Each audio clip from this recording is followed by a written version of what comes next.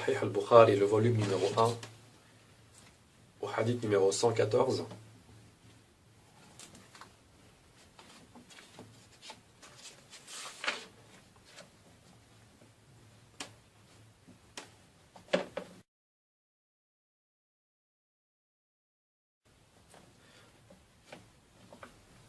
Cette personne, voici son nom. Ubaydallah ibn Abdallah rapporte qu'Ibn Abbas dit: quand les souffrances du prophète sallallahu alayhi wa sallam devinrent plus vives, il s'écria: qu'on m'apporte de quoi écrire, afin que je vous mette par écrit ce qui vous préservera de l'erreur après moi. La douleur domine le prophète sallallahu alayhi wa sallam, dit alors Omar: nous avons le livre de Dieu qui nous suffit. Les avis à ce moment furent partagés, et la discussion devint bruyante.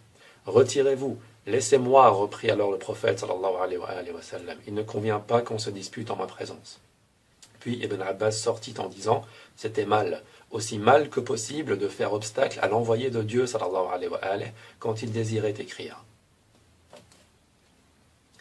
La personne concernée donc, la personne qui a osé venir s'interposer à l'injonction du prophète sallallahu alayhi wa sallam, n'est autre que Omar. Omar ibn al-Khattab, bien sûr.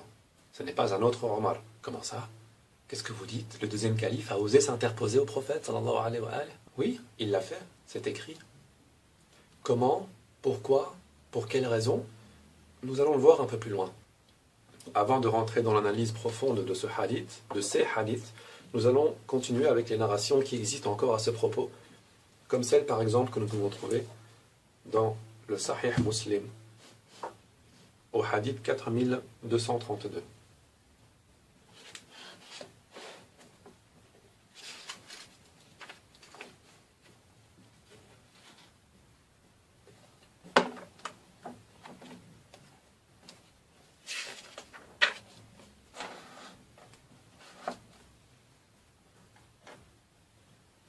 Dans le livre du Testament, je pense que c'est le chapitre...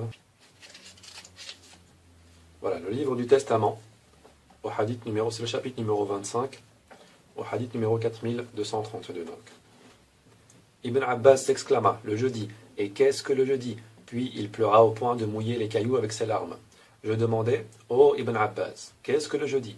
Il répondit: la maladie du messager d'Allah sallallahu alayhi wa sallam s'intensifia et il dit: apportez-moi de quoi vous écrire un document grâce auquel vous ne vous égarerez pas après moi.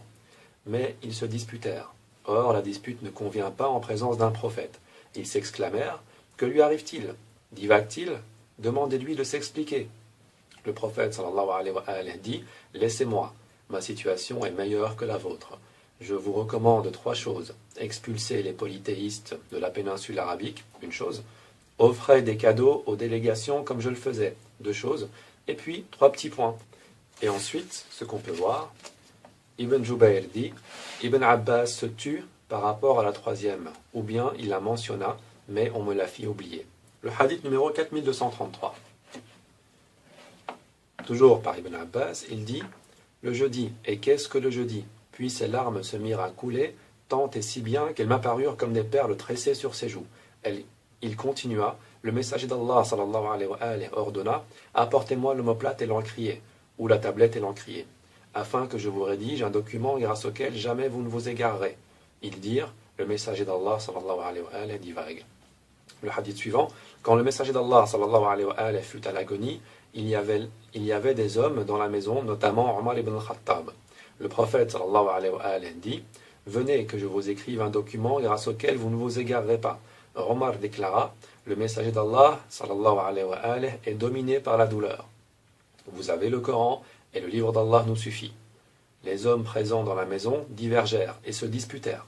Certains dirent: rapprochez-vous pour que le messager d'Allah sallallahu alayhi wa sallam vous rédige un document grâce auquel jamais vous ne vous égarerez. D'autres soutinrent les propos tenus par Omar. Quand la futilité et la divergence s'intensifièrent, en présence du messager d'Allah sallallahu alayhi wa sallam, il ordonna: levez-vous.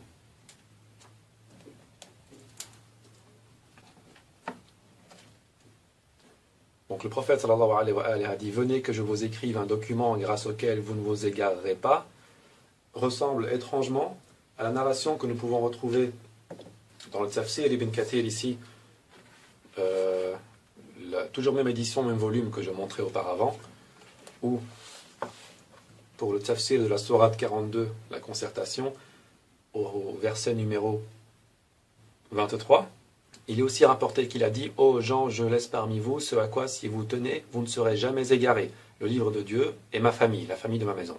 Je laisse parmi vous ce à quoi, si vous vous y attachez, vous ne serez jamais égarés, et ici, laissez-moi vous écrire un document grâce auquel vous ne vous égarerez pas. » Donc le but ici est le même. C'est le fait de remplir une condition, de remplir une volonté qui n'égarera plus jamais la Ummah. Bien. Toutes ces narrations ne se contredisent absolument pas l'une l'autre. Au contraire, elles se complètent. Lorsqu'on met toutes ces narrations ensemble, on arrive à ficeler l'histoire avec des éléments qu'on trouve par-ci, par-là. Certains hadiths, on ne mentionne pas que Omar ibn Khattab ait dit ce qu'il a dit. On dit juste « on a dit ». D'autres hadiths, on mentionne bien son nom. D'autres hadiths encore, on ne mentionne pas exactement ce qu'il a dit. Et d'autres hadiths encore, on mentionne ce qu'il a dit. On ne peut pas prendre une seule narration et dire, voilà, ça, c'est la bonne. Non. Et lorsqu'on met toutes ces narrations ensemble, on arrive à la finalité de l'histoire, on arrive à ce qui s'est réellement passé ce jour-là.